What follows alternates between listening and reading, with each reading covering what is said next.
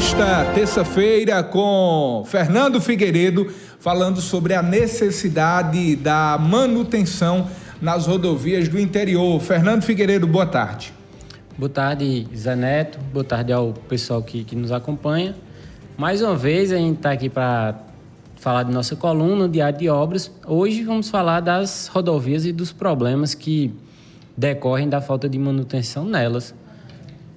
Fernando, a gente vê sempre, a classe política falar sobre a construção, revitalização de estradas, mas muito pouco a gente tem ouvido falar da manutenção das estradas já existentes. Sim, esse é um problema crônico e ele fica ainda mais estarrecedor por conta dos impostos que a gente paga, que parte deles serve justamente para isso, para manutenção e para conservação das rodovias, né? E realmente é um descaso total no Brasil inteiro.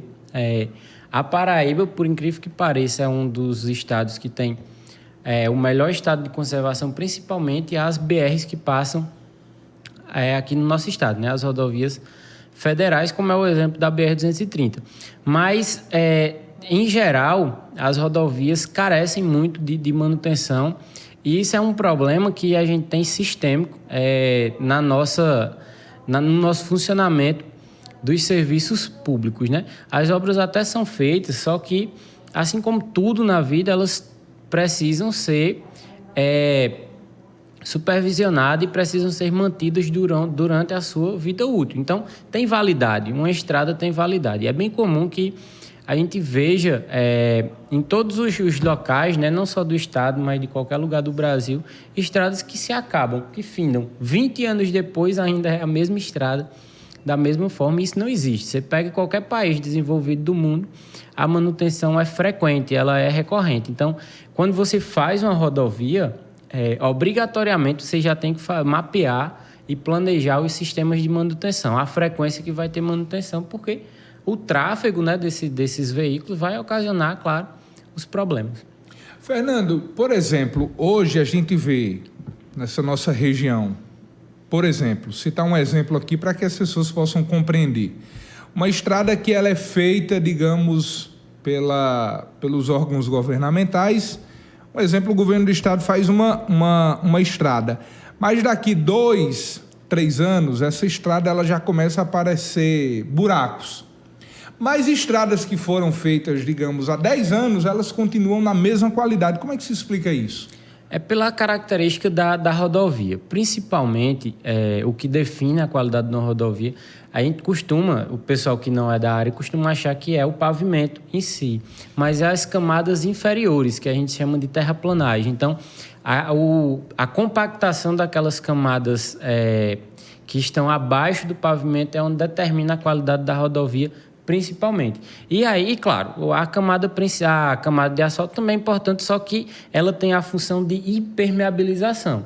A função do asfalto principal é impedir que a água penetre no substrato, que penetre no solo que foi compactado. Então, a gente tem a classificação das rodovias. Um dos problemas que nós temos, por exemplo, é o nível da rodovia. Você faz uma rodovia que não pode trafegar carga pesada e acaba trafegando. A rodovia não suporta e acaba tendo problemas.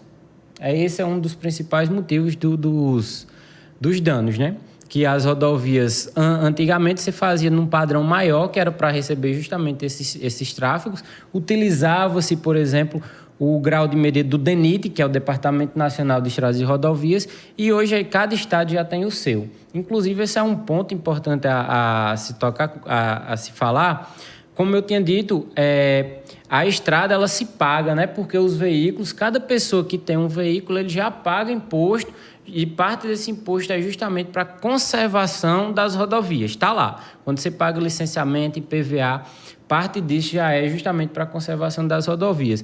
E se você pensar direitinho na parte legal, os municípios têm um departamento próprio, né? Que são as superintendências de trânsito. Então, cada município tem uma superintendência, geralmente é uma autarquia, independente, inclusive, do município.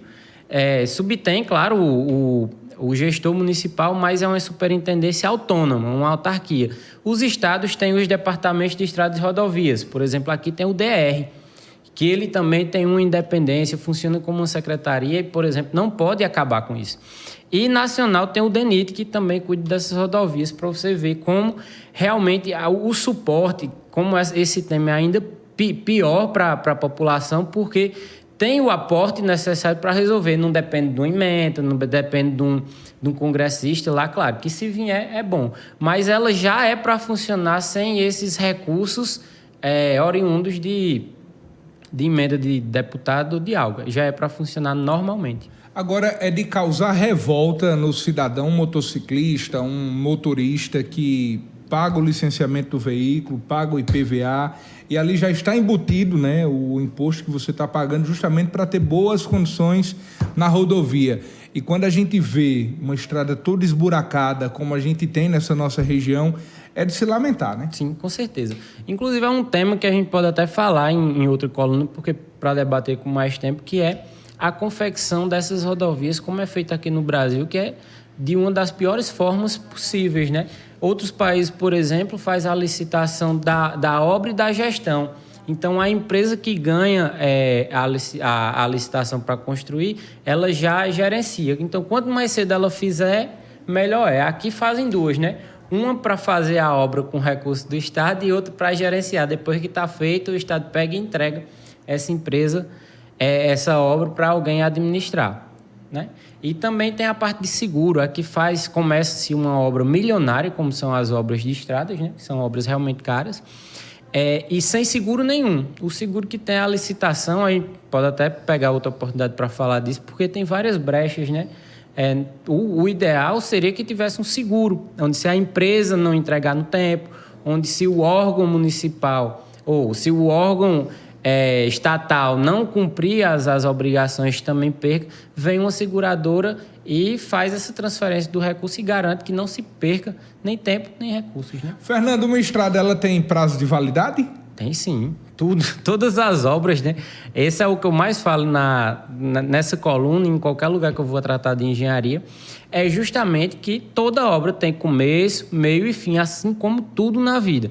E as obras são mais voláteis, né? Porque o tráfego é intenso a todo momento, então elas realmente têm. O que é que se faz? Primeiro, quando você entrega uma rodovia, você tem que ter um plano de manutenção, seja um plano de manutenção mensal, trimestral, semestral ou anual, mas recorrentemente tem que ficar fazendo manutenção. Você pega as rodovias com melhor qualidade que temos no Brasil, é justamente por conta da manutenção.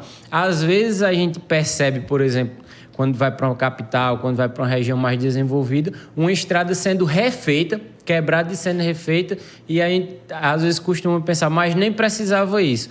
O problema é que os defeitos, as patologias, as manifestações patológicas das rodovias costumam aparecer antes mesmo de ser perceptível a olho nu. Então, vai um profissional, faz a perícia, examina o estado da rodovia e já diagnostica que precisa fazer a manutenção em algumas partes dela.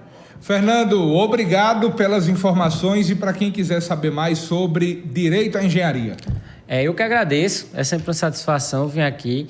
Você me encontra em principalmente 2 portais, né? No YouTube a gente tem um canal que é de Direito à Engenharia, você coloca lá @Direito à Engenharia, que você me encontra falando de obras, de direito, dessas perspectivas, e também no Instagram, @Fernando Figueiredos, com S no final.